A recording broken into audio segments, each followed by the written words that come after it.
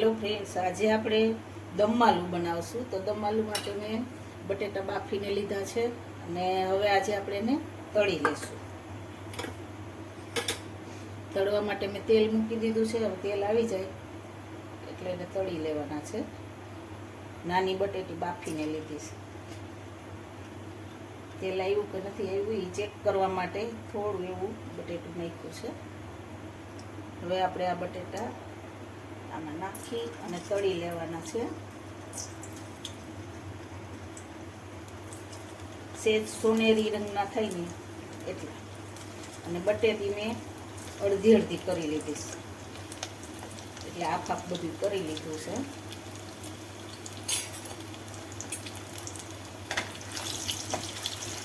એમાં ઝાઝું તેલ મૂકવાની જરૂર નથી। આવી રીતે માત્ર તેલ મૂકી અને આપણે તળી લઈશું બધી બટેટી।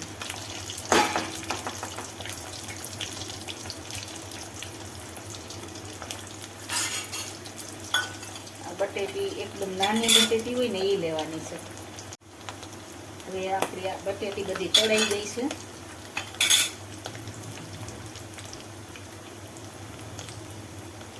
બટેટી તળાઈ ગઈ છે। હવે આપણે આમાંથી કાઢી લઈએ। ગેસને આપણે ધીમો કરી નાખીએ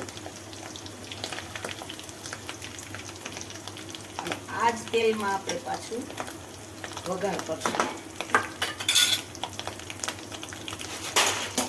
આ બધું કાઢી લઈએ આપણે, કારણ કે બટેટા બફાણા હોય એટલે થોડુંક આવા સુકલા થાય જ।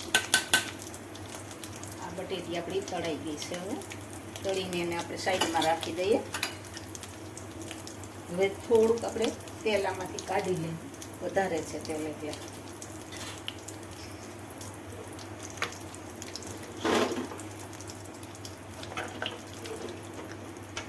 4-5 ચમચી જેવું તેલ છે, બાકીનું કાઢી લીધું છે। હવે આપણે એમાં મસાલા કરશું। એમાં મસાલામાં રાઈ જીરું પહેલાં નાખવાનું છે। અડધી ચમચી રાઈ લીધી, અડધી ચમચી જીરું છે। પછી આ ખડા મસાલા છે। રાઈ જીરું તતડી જાય પછી જ આપણે ખડા મસાલા નાખવાના છે। અને ખડા મસાલામાં તજ, લવિંગ અને બાદિયા, આખા મરચાં છે,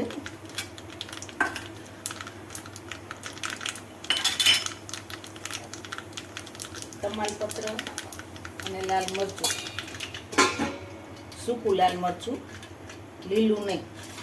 હવે લવિંગ ફૂટે તો દાજી જાય એટલા માટે છે ને ઢાંકી દેવાનું છે। લવિંગ ફૂટે એ ફાઇનલ।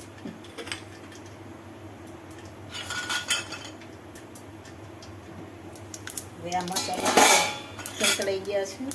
હવે એમાં નાખશું આપણે લસણ।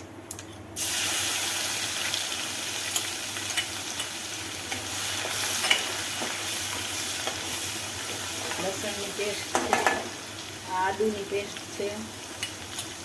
હવે આને થોડીક વાર આપણે સાંકળી લઈએ। તે જેવું બ્રાઉન કલર થાય એટલે એમાં નાખીએ આપણે ડુંગળીની પ્યુરી। એમાં 2 ડુંગળી લીધી છે।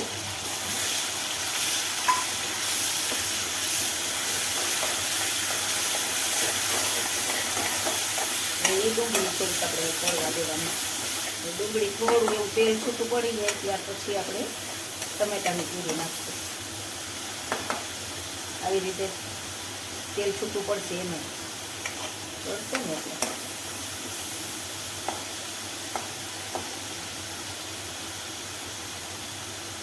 હવે આપણે ટમેટાની પ્યુરી નાખશું।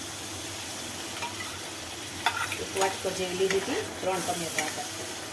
હવે એને આપણે થોડીક વાર ચડવા દઈશું, ઢાંકી દઈએ થોડીક વાર।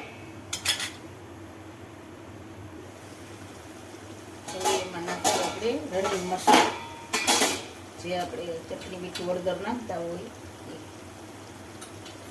ચટણી, હળદર અને ધાણા જીરું અને અડધી ચમચી ગરમ મસાલો છે, ઘરે બનાવેલો। 1 ચમચી લીંબુનો રસ. હવે આને બધાને આપણે થોડીક વાર હલાવી દઈએ. હવે આપણે લીંબુ નાખ્યું છે એટલે થોડીક ખાંડ તો નાખવી જ પડશે, એટલે ખાટું મીઠું મસ્ત થાય. 1 ચમચી જેવી ખાંડ નાખી છે. હવે એમાં આપણે કાશ્મીરી મરચું નાખીએ 1 ચમચી. પછી આપણે જેવું તીખું ખાવું હોય એવું. અને નમક સ્વાદ અનુસાર.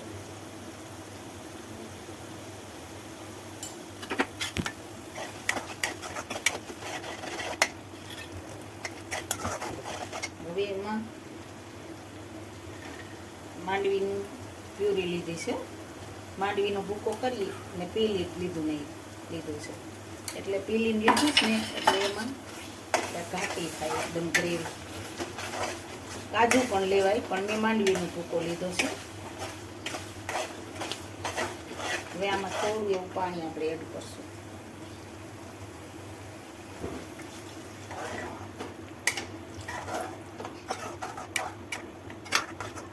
બાકી તીખું ખાટું મીઠું એ તો તમારી રીતે જ તમારે કરવું પડે, કેટલું કરવું. બાકી આમાં બધે માપ તમે આપો કે 1 ચમચી આ નાખો ને 1 ચમચી આ નાખો ને, તમારે કેટલું કરવું તો એ પ્રમાણે જ મસાલા થાય. બાકી મસાલા બધા જોઈ લેવાના કે કઈ દેવા મસાલા, બાકી તો આપણે જોઈએ ને એટલું જ બધું નાખવાનું હોય. હવે થોડીક વાર એને ઢાંકી દઈએ. હવે આમાં બધા મસાલા આપણે કર્યા છે એ તો તમે જોયા છે. હવે આવી બધું થઈ ગયું, ચડી ગયું છે આપણું. હવે આમાં આપણે આ બટેટી નાખશું.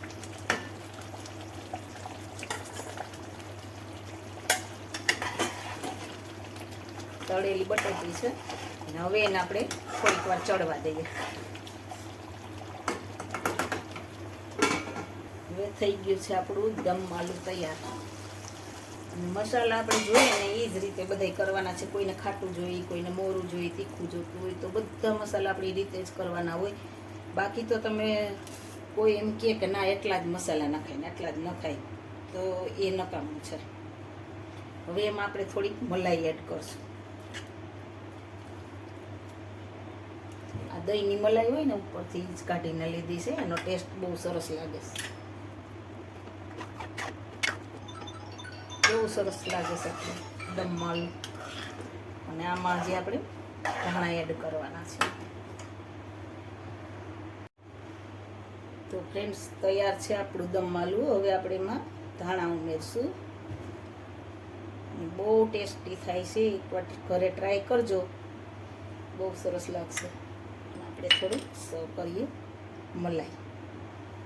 બહુ મસ્ત થાય છે દમ આલુ. અને ફ્રેન્ડ્સ આ જો દમ આલુનો વિડીયો તમને ગમ્યો હોય તો લાઈક કરજો, શેર કરજો અને સબસ્ક્રાઈબ કરજો. Thank you.